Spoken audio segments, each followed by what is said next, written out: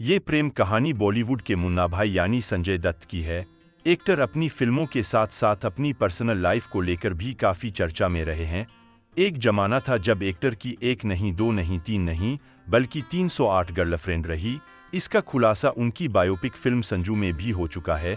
बॉलीवुड में भी उनका नाम कई एक्ट्रेसेज संग जुड़ा था, लेकिन आखिर में उन्होंने हमेशा के लिए मान्यता दत्त का हाथ थाम लिया। संजय दत्त की जिंदगी में मान्यता दत्त वो खास इंसान हैं जिन्होंने उनके अच्छे वक्त के अलावा बुरे वक्त में भी साथ दिया। यही वजह है कि इस स्टार कपल की निजी लाइफ हमेशा सुर्खियों में रहती है। मान्यता दत्त मुस्लिम परिवार से ताल्लुक रखती थीं। उनका असली नाम दिलनवाज शेख है, जो बेहद कम लोग जानते हैं। कहते हैं बॉलीवुड में आने के बाद उन्होंने अपना नाम मान्यता रखा। मान्यता की किस्मत उस वक्त बदली जब संजय दत्त ने मान्यता की एक C grade film lovers like us के राइट्स 20 लाख रुपए में खरीदे थे। इसी दौरान पहली बार संजय और मान्यता की मुलाकात हुई थी। वह साल था 2006 जब ये दोनों पहली बार मिले थे, जब मान्यता से एक्टर की मुलाकात हुई थी, जब भी उनकी लाइफ में कोई और लड़की थी। ऐसे में धीरे धीरे संजय को मान्यता का नेचर पसंद आने लगा। इतना ही नहीं, मान्यता अपने हाथों से संजू बाबा के लिए खाना बनाती थी। बस फिर क्या था, संजय दत्त एक बार फिर अपना दिल हार बैठे और साल 2008 में दोनों ने शादी कर ली। उस समय मान्यता केवल 29 साल की थी, जबकि संजय दत्त 50 साल के थे। दोनों के बीच 21 साल का गैप है, लेकिन वह कहते हैं ना, प्यार में उम्र नहीं देखी जाती। दोनों के बीच भी कुछ ऐसा ही रहा। संजय दत्त से शादी के बाद एक्ट्रेस से मान्यता दत्त बन गईं। इस कपल की शादी को पूरे 16 साल हो चुके हैं। इस कपल के 2 बच्चे हैं। बेटे का नाम शरान और बेटी का नाम इकरा है। शादी के बाद मान्यता ने फिल्मी दुनिया हमेशा के लिए छोड़ दी। आज वह संजय दत्त प्रोडक्शन हाउस की सीईओ हैं। दोस्तों, ये लव स्टोरी रही संजय दत्त और मान्यता दत्त की। कहते हैं प्यार एक खूबसूरत एहसास होता है। जब किसी को किसी से प्यार होता है तब उस शख्स की पूरी कायनात बदल जाती है। इश्क के पिंजरे में कैद इन प्यार के पंछियों को पूरी दुनिया काफी हसीन लगने लगती है। हिंदी फिल्मों में प्यार की गिरफ्त में कैद हुआ प्रेमी अपनी महबूब के साथ 7 जन्म तक जीने और मरने की कस्में खाता है। पर्दे पर नजर आने वाली लव स्टोरीज दर्शकों को काफी प्रभावित करती है। सिल्वर स्क्रीन पर इश्क फरमा रहे इन एक्टर्स की खुद की प्रेम कहानी भी काफी दिलचस्प है। आज हम आपको बॉलीवुड के दिग्गज स्टार सनी देओल और उनकी पत्नी पूजा देओल की लव स्टोरी से वाकिफ कराएंगे। तो आइए जानते हैं। सनी देओल ने साल 1983 में आई फिल्म बेताब से बॉलीवुड में कदम रखा था। उनकी यह फिल्म बॉक्स ऑफिस पर हिट साबित हुई और एक्टर कामयाबी के शिखर पर पहुंच गए। इस बीच एक ऐसी खबर सामने आई जिसने पूरे इंडस्ट्री को चौंका कर रख दिया। वह खबर थी कि सनी देओल ने गुपचुप तरीके से पूजा देओल से शादी कर ली है। हालांकि एक्टर लगातार इस रिश्ते और लंदन में रहने वाली पूजा देओल से शादी की बात नकारते रहे, जिसके चलते उनके रिश्ते में गांठ पड़ गई। कहा जाता है कि शादी के बाद भी पूजा लंदन में रहती थी। उनका असली नाम लिंदा देओल है। पूजा का जन्म 21 सितंबर 1957 के दिन लंदन में रहने वाले भारतीय मूल के कृष्णन देव महल के घर हुआ था। वहीं उनकी मां जून साराह महल ब्रिटिश थीं और ब्रिटिश रॉयल फैमिली से ताल्लुक रखती थीं। सनी देओल से शादी के बाद लिंदा ने अपना नाम बदलकर पूजा कर लिया था।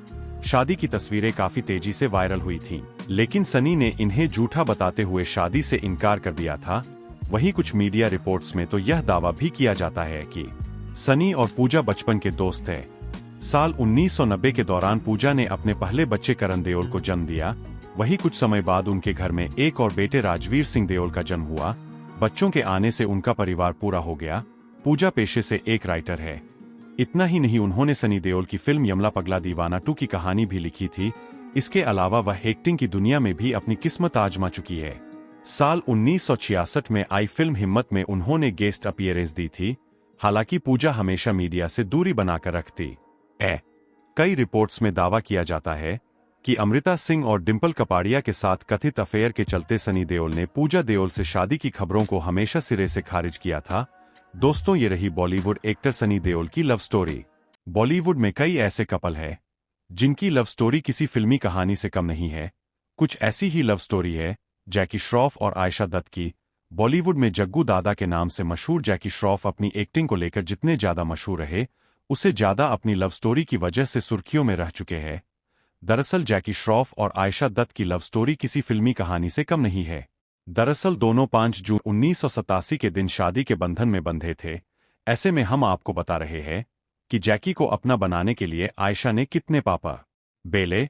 बॉलीवुड में 200 से ज्यादा फिल्मों में काम करने वाले जैकी श्रॉफ ने हीरो मूवी से सिनेमा की दुनिया में कदम रखा और हर तरफ अपना जादू बिखेर दिया। अपने करियर के शुरुआती दौर में जैकी श्रॉफ एक बार सड़क किनारे खड़े थे। उन्होंने आयशा को स्कूल बस में बैठे देखा और उन पर फिदा हो गए। उस वक्त आयशा महज 13 साल की थीं। जैकी तो आयशा के दीवाने हो चुके थे, लेकिन यह आग एक तरफा थी।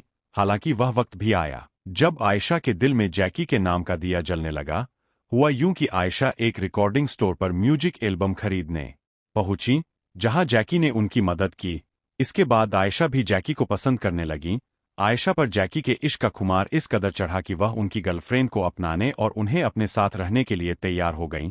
दरअसल जब जैकी और आयशा एक दूसरे को पसंद करने लगे, उस वक्त जैकी की एक गर्लफ्रेंड थी जो अमेरिका में पढ़ाई करने गई थी। ऐसे में आयशा ने उस लड़की को एक लेटर लिखा। उन्होंने लिखा था, तुम वापस आ जाओ, हम जैकी से शादी करेंगे और बहनों की तरह साथ रहेंगे। इसका मतलब यह था कि जैकी के लिए आयशा को सौतन का साथ भी मंजूर था। आयशा काफी रईस परिवार से ताल्लुक रखती थीं, लेकिन जैकी का परिवार चौल में रहता था और आर्थिक रूप से मजबूत भी नहीं था। उन्होंने जैकी की मोहब्बत में अपनी आरामदायक जिंदगी को छोड़ दिया और जैकी श्रॉफ से शादी करके चौल में रहने लगीं। दोस्तों, ये रही जैकी श्रॉफ और आयशा दत्त की लव स्टोरी। अजय देवगन और काजोल ने 1999 में शादी की है। इससे पहले दोनों एक दूसरे को 4 वर्षों तक डेट करते रहे। दोनों को 2 बच्चे भी हैं, जिनका नाम न्यासा देवगन और युग देवगन है। अजय देवगन और काजोल की लव स्टोरी किसी फिल्मी कहानी से कम नहीं है। दोनों को एक दूसरे से काफी अलग माना जाता है।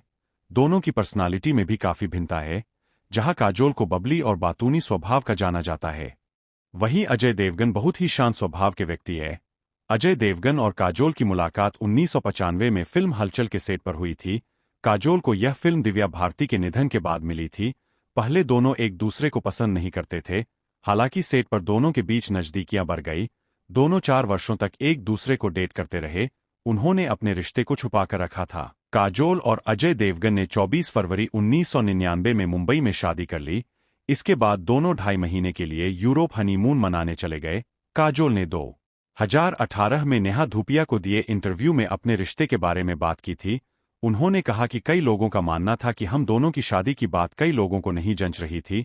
काजोल अपने रिश्ते के बारे में बताते हुए कहती है, कोई नहीं चाहता था कि हमारी शादी हो। इसमें हमारे परिवार के लोग भी शामिल है। मेरा परिवार भी झिझक रहा था। मेरे पिता ने इस बारे में मुझसे 1 सप्ताह बात नहीं की। जब मैंने उन्हें कहा कि मैं अजय देवगन से शादी करना चाहती हूं, उन्होंने मुझसे कहा, तुम शादी क्यों करना चाहती हो? तुम अभी यंग हो, अभी तुम्हारा करियर अच्छा चल रहा है। और मैंने उन्हें कहा कि नहीं, लेकिन मुझे शादी करनी है। काजोल आगे कहती है, अजय और मुझ में बहुत अंतर है। कई लोगों को इस बात को लेकर भी चिंता थी कि हम एक जोड़े के तौर पर कैसे होंगे। हम ज्यादा सोशल भी नहीं होते थे। बहुत कम लोग हमसे मिलते थे, तो उनको पता नहीं था कि हमारी बॉन्डिंग कैसी है।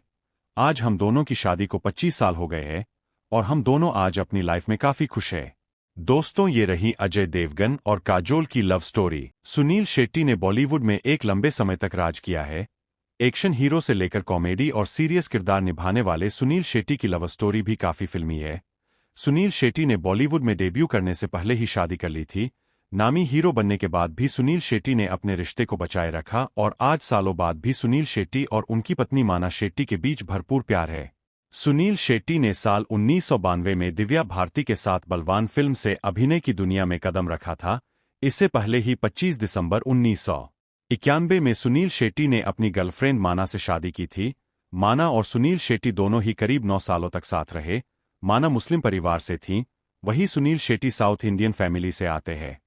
साल 1998 को सिमी ग्रेवाल को दिए इंटरव्यू में सुनील शेट्टी ने अपनी प्रेम कहानी साझा की थी।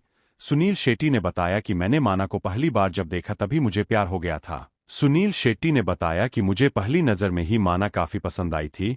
इसके बाद मैंने उसकी बहन से दोस्ती कर ली थी। बहन के बहाने मैंने माना से भी मुलाकात की। हम दोनों कई बार ग्रुप्स में मिल चुके थे।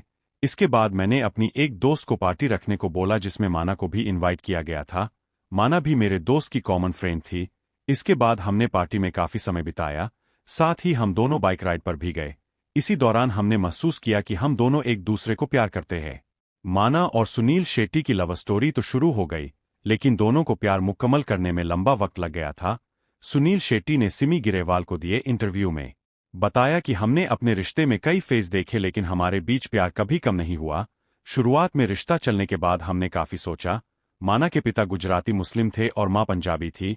मैं साउथ इंडिया से था। हमारे कल्चर और लाइफस्टाइल काफी अलग थे।